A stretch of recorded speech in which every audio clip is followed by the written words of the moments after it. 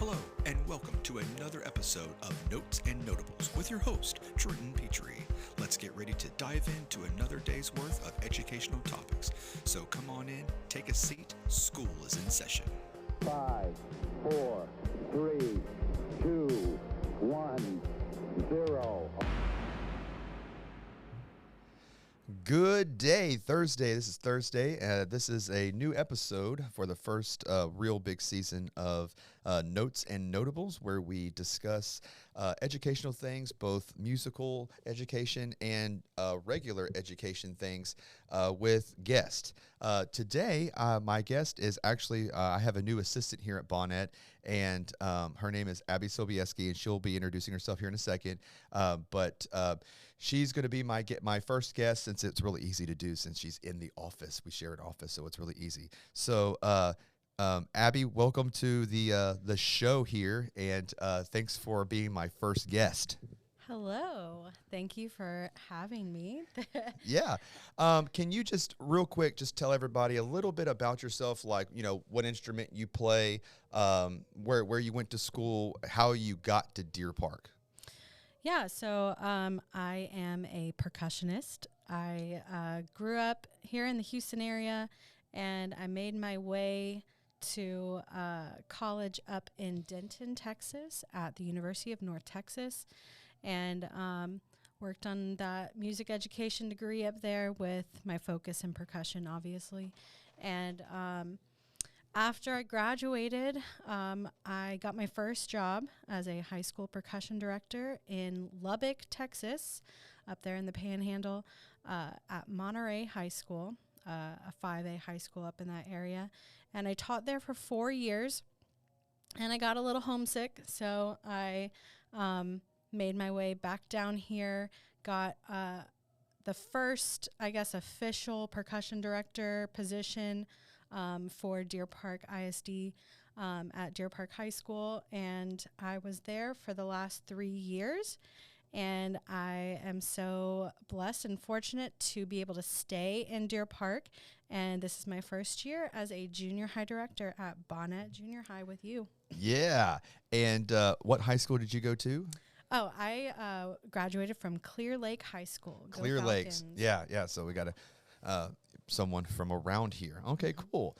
Okay, so my first, we again on this podcast we talk about different things that relating to education and how the guest, whoever that may be, how they teach and their philosophies and different aspects of education, not just physically teaching in the classroom.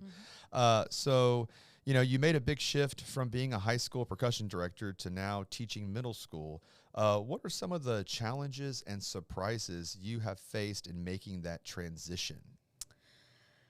I'm tired. Being a junior high director makes you tired. I believe that. Yeah, it's just like the daily grind is very different. Mm-hmm. It's just constant go.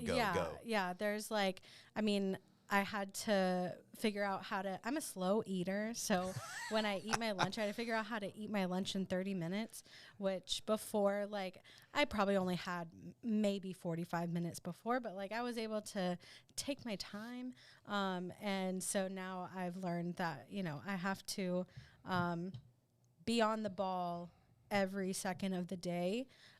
Whereas in high school, I had lots of downtime in between traveling to all 4 junior highs here in Deer Park, and then the band classes at the high school. So that was the biggest challenge at first. But now that I'm in it, it feels normal, and the day goes by so much faster. Yeah, I remember my first year here. It was just like, can I survive the day-to-day operation? Because my first job was at a high school, and all of our classes were in the morning, and then after lunch, it was like jazz band, which I didn't teach, and then the percussion class, which during marching season, they were on their own because they had good leadership and expectations and whatnot. And then seventh period was our conference period. And so the afternoon, most days, was very, very quiet in the band hall. And then I took over this job, and it was like, go, like there's like literally no downtime except for like conference period, or like if you get here early or stay after school. How did your experience as the percussion director, and also one of our high schools is literally across our street, and so like I can hear the marching band, all the bass drums, boom boom boom, during marching season when I'm leaving. How did your experience as the percussion director shape the way that you approach your teaching now in middle school? And are there any skills or mindsets you carried with you from your high school days working across the street? I don't think that I do too much different than when I was just the percussion director. I tried my best to plan out my weeks at the junior highs, because there are 4 different junior highs that I was going to. And if I wasn't organized with like, okay, this week I want to talk about these concepts, I want to get this done, and talk to the directors about this or that. I'm kind of doing that same thing for myself now, because with these, like the woodwind classes that I'm teaching, it's still a little foreign to me. So Right. I'm having to plan things out for myself, so I know like, okay, this is where I want to be by the end of next week. So this is what I need to work on today. And I did that same thing in percussion, so I don't think that has changed very much. But really, I'd say nothing has changed. Yeah, I mean, and I didn't, it's when you go from one, and you were at the high school, what, 3 years before you came over here? Yeah, 3 years. Yeah, so I mean, it's not like you're new to the district or the programs, and I mean, from the time you got here until you came over here, I mean, you worked with the 6th graders, 7th graders, 8th graders, and now they're in 9th grade, and so you were around, and so people knew. Obviously, the percussion knew you, but it was kind of funny whenever we decided to hire Abby over here at Bonnet. I let her tell the percussion class, the beginner percussion class first, and they were real happy. And I was like, all right, now you got to keep it secret, so that way not everybody knows, so we can tell every class, But it's hard trying to get junior high kids to not spill the beans on literally anything. They're terrible at keeping secrets. Oh yeah, no, they're no good at keeping secrets. All right. Did your teaching philosophy change any when you moved over here? Your approach to teaching beginners versus advanced students? I know, like, you worked with our beginners like twice a week, and then our advanced kids at all of our junior highs once a week. But like your strategies or your teaching philosophy from seeing like, say, beginners twice a week versus you're now their teacher every single day, and or the advanced kids from once a week to where you see them literally every day, and you can pull kids out or pull the entire section. And I know we've already done that this semester where you've taken the percussion section out. But like, has anything else about your teaching philosophy or has changed from seeing them twice a week to now seeing them every single day? I think with the advanced kids, like in the 2 competitive band classes, it has changed a little. I guess for myself, I haven't felt as much of a sense of urgency whenever when I want to work on something with them, because I'm like, oh, I can work with them tomorrow also. Right, you can slow down a little bit. But that has been a little against me as well, because I feel that I got a little behind at the beginning of the year, staying focused, because I was like, oh, I see them every day now, so I can spread this out. So I probably spread it out a little bit too much. So I've had to kind of reel myself back in and figure out a better course of action for attending to the more advanced kids. But with the beginners, I don't know. I think just like I said, I try to plan out where I want them to be by a certain time. So I am checking in with myself every couple of days, like, okay, did I hit these things that I wanted to do? What do I need to do next to make sure that I hit this milestone? And I think I've definitely been able to do more, obviously, with beginners because I see them every day. So that's been really nice. Cool. And so with your percussion class, with your beginners, can you just tell the listeners what percussion book that you guys use in class? So I have been a big fan of the Simple Steps by Ken Wiley percussion book. It's an all-in-one like snare, keyboard, timpani, accessories, all the things type of a book. And I think it was 2 years ago, he did like an update and edited the book and added all these like really great lines in the back of the book to help like keep you on track. And it also helps a little with some of the other beginner classes that you have, because now they're playing the same lines, whereas before it was like, oh, percussion is just playing this random line with 4 different notes, so they're learning how to read. But now there's actually like hot cross buns and jolly old St. Nicholas and things like that. So that's why I really enjoy that book so far. And I've talked with Kenan about his book before. He did this really great clinic at Midwest, and then I don't remember if he did it at TMEA also, but I have his little like course of action plan that he used at Midwest to like present, and I'm trying to follow that to make sure that our percussionists are on track and ready for the next step. Cool. Yeah, I mean, this is the first. This is so since she's here, since Abby's here now, and her obviously like you've heard that her main instrument is percussion. This is the first year in like 12 years that I've been at Bonnet that I am not teaching the percussion class, and so that's kind of weird for me. But it is. But you know, it's. I don't want to say it's a relief, but it like. I can stick to the wins, and I feel like it's like cool. Now I have somebody who knows all the intricacies of teaching percussion, and so like I'm gonna have like great percussionists, ladies and gentlemen, for like the rest of my life. Okay, so I'm super happy. Okay, and then this question is gonna be kind of funny. I kind of already know the answer to this, but how would you describe the key differences between teaching middle schoolers and high schoolers, especially when it comes to motivation, focus, and attention span? Oh my gosh. I could talk about this for hours. Really, the biggest difference is all of that. Their attention span is so much shorter. Like a gnat. Like a gnat. They do surprise you sometimes with how much they remember and can focus on.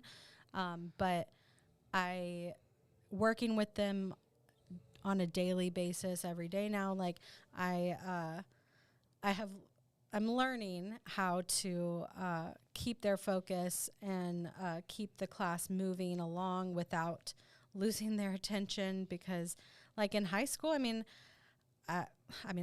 working with those high schoolers on the drumline and front ensemble on one thing for the entire fall semester, like that can be so tedious, but you have to get those diddles clean. You have to work on this coordination for the tenors, or this 4-mallet technique in front ensemble. And so their attention span in high school, obviously it can last a lot longer, and we can focus on those like really intricate details.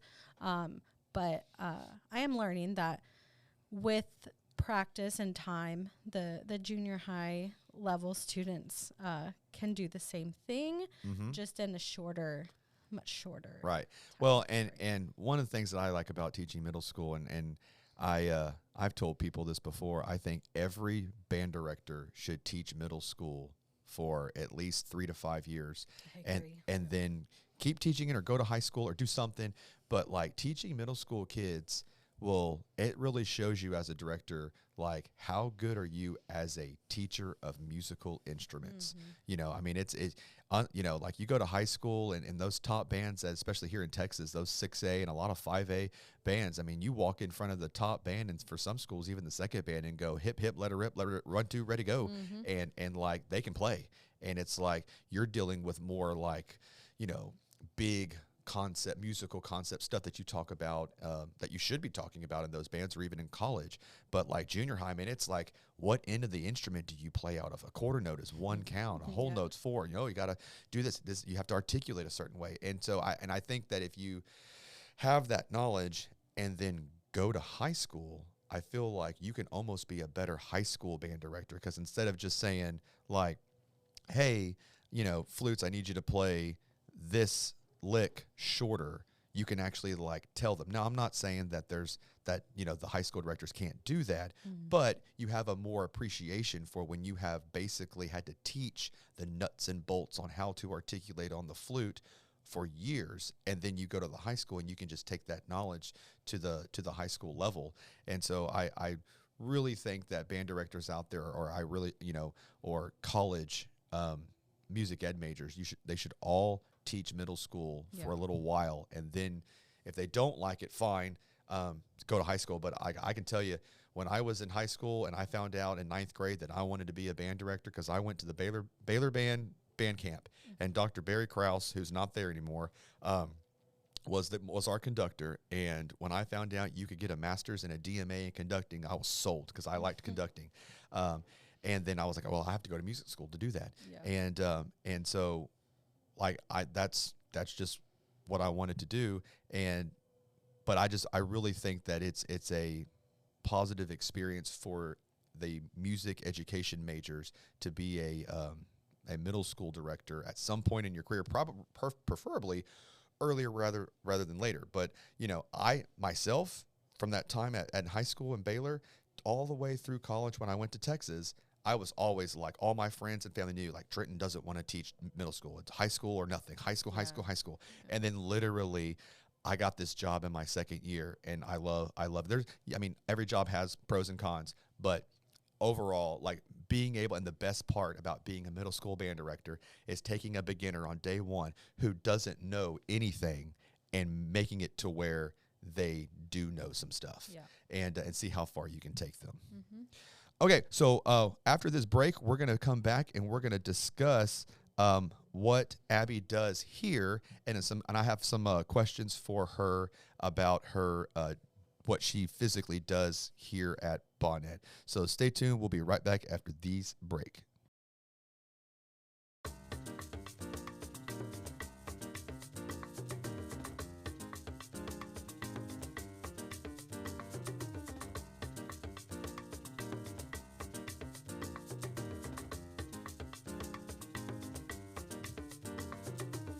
Okay, and we're back. All right, so Abbey here at Bonnet, she's teaching a lot of the woodwind instruments. So, teaching beginner woodwind players presents a unique challenge.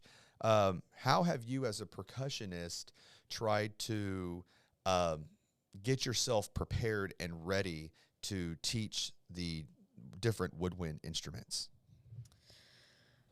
Well, since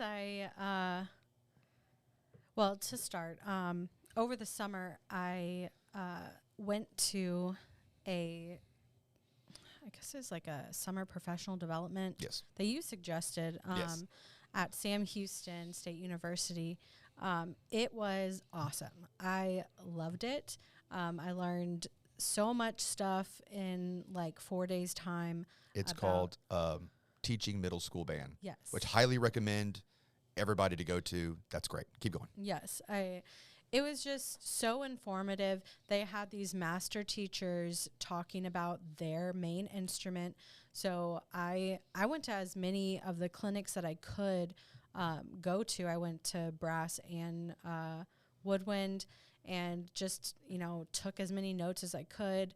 I kept all those files and handouts, anything they gave me. And I've just been, referencing those whenever I feel like, okay, what should I do at this stage? I have asked you plenty of questions Yes. about things. I'm a clarinet player, by the way. Yeah. So So whenever I have a major issue with that, I refer to you. And like we have a great saxophone private lesson or masterclass teacher, and flute. and flute, yes. So like we have lots of resources that I'm able to utilize to help myself with my weakness right now in teaching the wind instruments, because I just haven't been doing that. So I have lots of those avenues to use. And Well, and you have like you have one flute, one clarinet, and one saxophone. So you're like playing with them all day. yes. You know, and so, but hey, and that's like I'm teaching all the brass classes this year, and I have a baritone or a French horn in my face almost every day, with all my brass classes. So, and I feel like I'm not bad as a French horn or a baritone player, or euphonium, for a clarinet player. I think I'm pretty halfway decent on those two instruments. But for those of you out there that are not teaching your primary, whatever your situation, if you're a woodwind teaching a brass or vice versa, or you're a percussionist teaching, like find resources out there that'll make you a better teacher, whether it's the people you work with, somebody in your district. There's stuff online.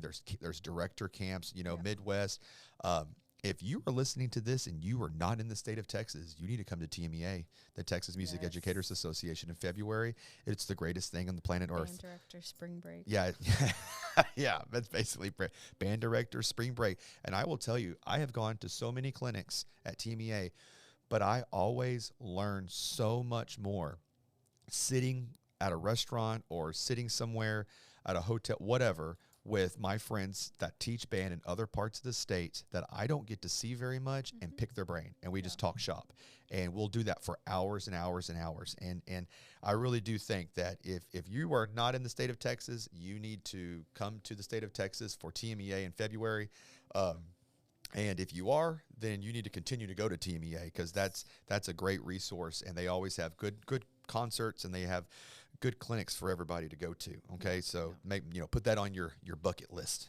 All right, and then I was looking at this and kind of you're now in the middle school level, and so why do you think it's so important to teach music to middle school students? How do you think band can impact their development beyond just learning to play an instrument?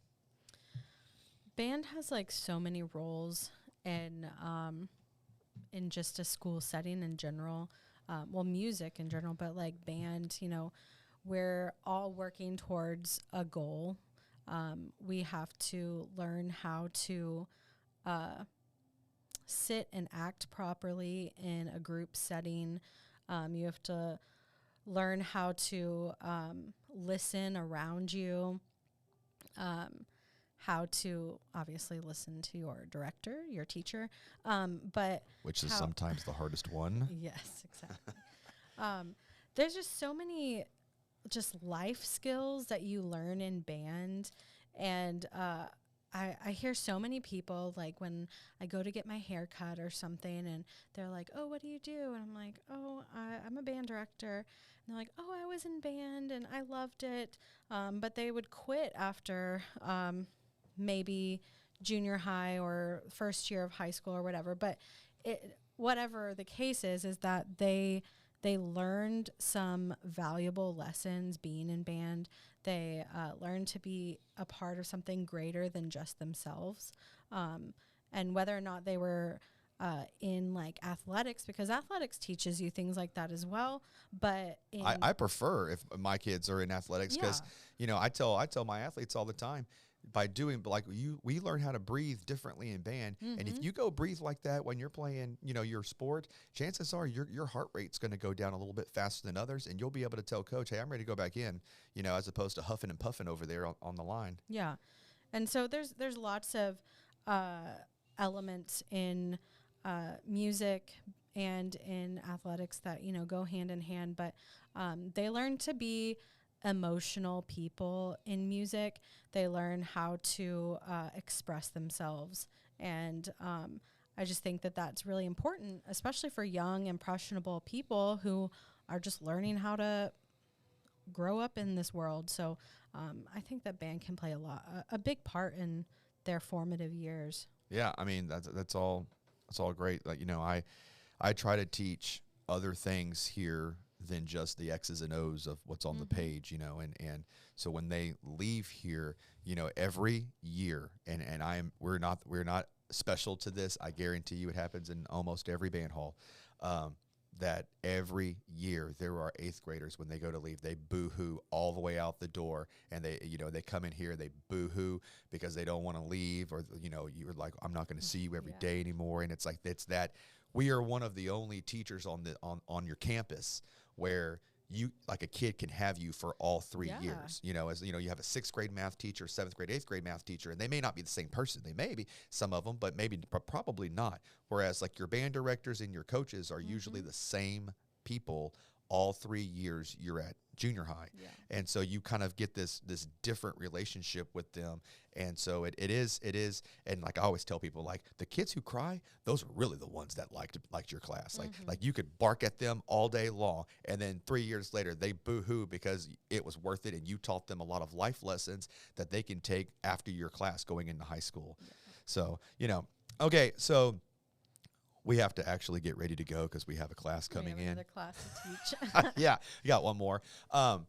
But we're going to have another episode here later in a few weeks because I want to talk with Abbey specifically about percussion and like how she teaches percussion, different items about that as far as like beginners, how they set up, what she likes to have them learn by Christmas, and kind of like get into her mind about like what she thinks a beginner percussion class should look like and how they should progress from the beginning of the year to midway to the end. And we're going to discuss that age-old question: do you start with mallets or snare pad? Oh gosh. And so here in a couple of weeks we're going to reconvene, and this is like part 1 of the Bonnet Band Directors episode. So we'll do part 2 probably in a couple of weeks. So everybody stay tuned. Thanks for spending some time with us, and we look forward to seeing you or look forward to putting out more episodes, I should say. Don't forget, every Thursday we try to put out a practice tip Thursday, and make sure that you listen to that and try to impart some wisdom and make practice sessions for you or for people that like if you're another band director, your kids, more efficient and effective. All right, peeps, we'll talk to you later. And as Rob Chilton says in his Ready-Made Music, that's all there is to it. All right, we'll see y'all later. Peace out. Bye. This has been another episode of Notes and Notables with your host, Trenton Petrie. Join us next time as we dive into another set of educational topics with a brand new guest. But until then, school's out.